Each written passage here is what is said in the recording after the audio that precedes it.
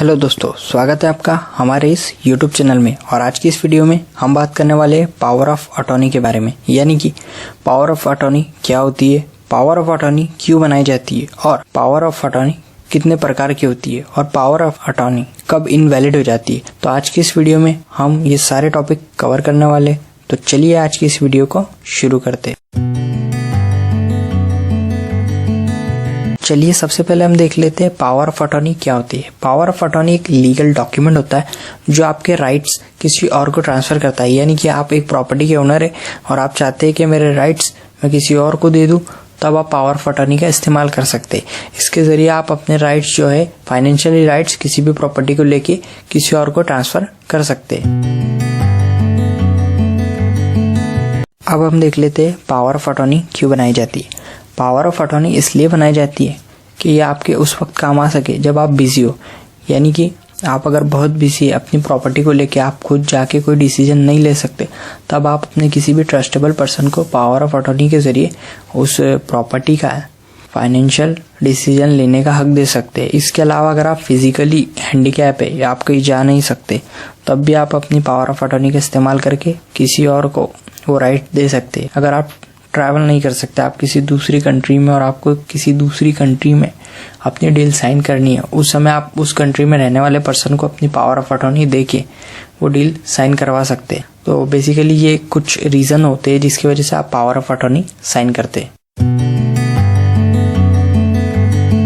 अब हम देख लेते हैं पावर ऑफ अटॉर्नी कितने टाइप्स की होती है। बेसिकली ये दो टाइप्स की होती है, एक होता है जर्नल और दूसरा होता है स्पेशल। तो हम दोनों देखेंगे। सबसे पहले देख लेते हैं जर्नल।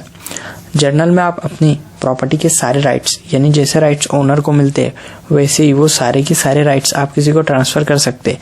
जैसे कि वो प्रॉपर्टी के ऊपर लोन ले सकता है, प्रॉपर्टी को सेल कर सकता है, प्रॉपर्टी को रेंट पे दे सकता है, प्रॉपर्टी की कोई भी लीगल डील साइन कर सकता है, प्रॉपर्टी को अपने मनचाहे प्राइस में बेच सकता है।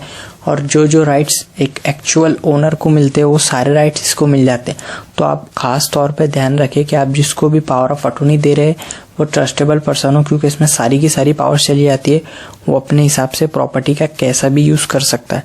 तो आपको जरूरत है कि इसमें आप बहुत केयरफुल रहे। तो अब हम देख लेते हैं स्पेशल पावर ऑफ अटॉर्नी क्या होती है। स्पेशल पावर ऑफ अटॉर्नी किसी भी एक डील को साइन करने के लिए दी जाती। जैसे कि मान लीजिए आपको एक सेल डीड करवानी है, तो आप सिर्फ सेल डीड के लिए ही एक पावर ऑफ अटॉर्नी साइन करेंगे और जैसे ही सेल डीड हो जाएंगी वो पावर ऑफ अटॉर्नी खत्म हो जाएंगी। यानी कि स्पेशल टास्क के लिए कुछ स्पेशल लिमिटेड राइट्स देके एक पावर ऑफ अटॉर्नी साइन की जाती है, उसे स्पेशल पावर ऑफ अटॉर्नी कहते हैं। अब हम देख लेते हैं पावर ऑफ अटॉर्नी कौन साइन कर सकता है। बेसिकली पावर ऑफ अटॉर्नी कोई भी साइन कर सकता है, बस उसकी दिमागी हालत सही होनी चाहिए। और अगर किसी की दिमागी हालत उसे लग रहा है कि आगे जाके बिगड़ सकती है, उस केस में एक durable power of attorney sign की जा सकती है, जिसमें जब भी उसकी दिमागी हालत बिगड़ जाएंगी उस समय वो पावर ऑफ अटॉर्नी काम आएगी। यानी जिसके साथ उसने वो पावर ऑफ अटॉर्नी साइन की है वो उसके डिसीजन ले सकता है। अब हम देख लेते हैं वो कौन कौन सी सिचुएशन होती है जिसमें पावर ऑफ अटॉर्नी इनवैलिड हो जाती है। इसमें सबसे पहले आता है स्पेशल टास्क। यानी अगर आपने कोई स्पेशल टास्क के लिए पावर ऑफ अटॉर्नी साइन की हो और वो कंप्लीट हो जाए, उसके बाद में आपकी पावर ऑफ अटॉर्नी इनवैलिड हो जाती है।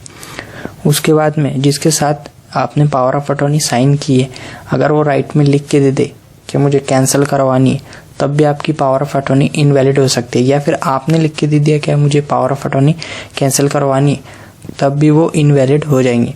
उसके बाद में आता है टाइम पीरियड। यानी आपने पावर ऑफ अटॉर्नी जितने टाइम के लिए साइन की थी वो टाइम अगर खत्म हो जाए तब भी वो इनवैलिड हो जाएंगी। जिसने पावर ऑफ अटॉर्नी साइन की है अगर उसकी डेथ हो जाए तब भी पावर ऑफ अटॉर्नी इनवैलिड हो जाएंगी। तो बेसिकली ये कुछ सिचुएशन होती है जिसमें आपकी पावर ऑफ अटॉर्नी इनवैलिड हो जाती है।